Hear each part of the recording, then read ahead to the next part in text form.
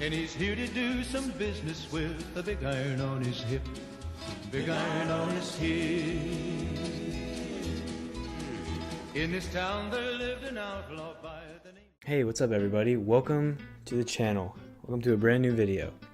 Yeah, so today we're going to be doing something called Nulledge, where it's going to be me doing like pseudo commentary. You see a lot of this stuff on YouTube where like people will act like they know a lot about something, but it's just their opinion, and they're masking it as fact. And I think it's kind of like greasy and shady. So I'm just gonna like put it out there that this is straight up just what I think about something. And I haven't really done a lot of research. Today we're gonna be talking about Umbrella Academy. So I have a list of things I want to talk about. So first we're just gonna, spoiler warning, spoiler alert. I'm gonna be spoiling the entire show. So let's jump into it. I don't want this to be too long. The premise of the series is basically this billionaire adopts like 7 kids who were born at the same time, and the parents weren't pregnant before they were born. That's the whole thing. They have superpowers, and he gets 7 of them. 1 of them dies, and they each have a different power. So there's 6 main characters. I'm gonna read them off based on how much I like them as a character. Number 1, we got Luther. So he's my least favorite. He doesn't really have any development. I don't really ever care about what he does. He just kind of like is strong is his power.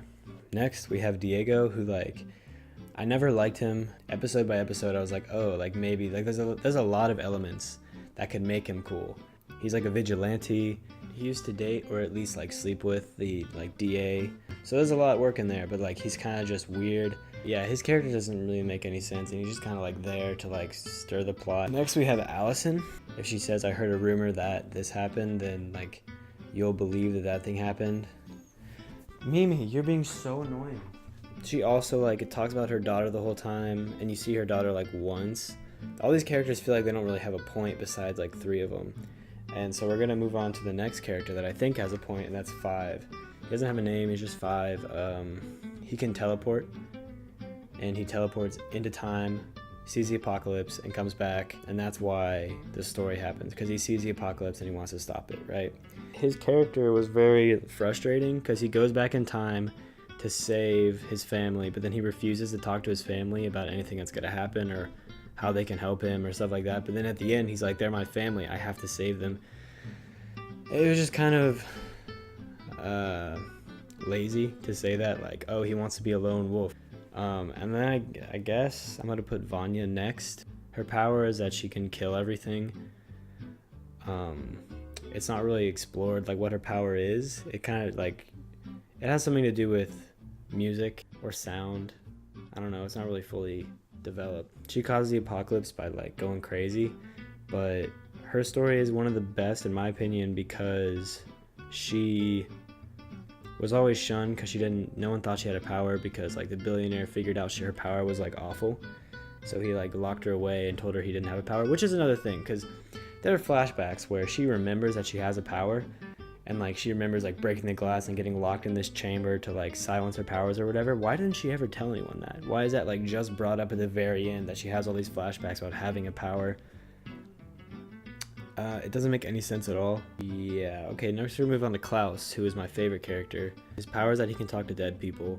He has the best arc because he does so much, you know? He's the reason that the bad guy figures out that Vanya has a power because he throws away his dad's like novel that had all the powers and like all the notes in it and stuff. He throws it away looking for drug money. He goes with a bunch of different team members, siblings, on their adventures. He has his own adventure and it's like life-changing for him, but it's kind of just like glossed over. They don't really do anything with it, which is really sad. He's just like a very weird, eccentric character. Apparently, I've watched a couple videos about this, and apparently in the comics, because the whole thing's based off a comic. In the comics, he has like, he can levitate and he can use like telekinesis and stuff, and then it's never really explored. There's one scene where his ghost brother punches him and it actually like hurts him. So maybe there's a second season and they're gonna do more in the second season.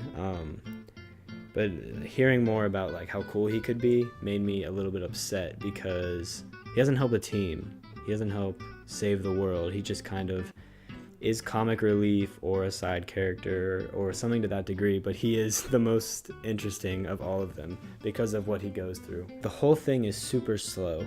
They try to fit in as much exposition and as much characters as they can into this show, which, I mean, in a comic book it's easy to do that because you have, no way, I put you down for a second. They try to fit in a ton of side characters and stuff, and it doesn't really work. The characters are interesting and the stories are interesting. Some would say even more interesting than the main character stories, but there's just so much crammed in there. The robot mom who like took care of them their whole life, she didn't really do anything. Diego kills her for some reason, no clue why. That's another thing. Why did he do that? There's Pogo, who also like is like a weird, he's a monkey, and I don't understand what his point is in the story, just besides like to provide exposition. They had a lot they wanted to talk about, but they wanted to do a lot of like exposition stuff, so like the story is either like super slow or they're like really rushing to whatever point they wanted to make, and it just makes it really bad pacing. Yeah, overall I think it was a fine show. I think it was a little bit rushed. I think the characters could have been developed more. I hope if they make a season 2, I hope that they make more character building between everyone, because it would have been a lot better if all of the members had a moment where they were bonding with a sibling or someone else, you know, but they didn't really have that. It was kind of like, it was like 7 stories going on at the same time, and it was kind of hard to watch and kind of hard to follow. You want to say bye, Mimi? You were very annoying this episode. Say bye-bye. Say bye-bye. You match my shirt.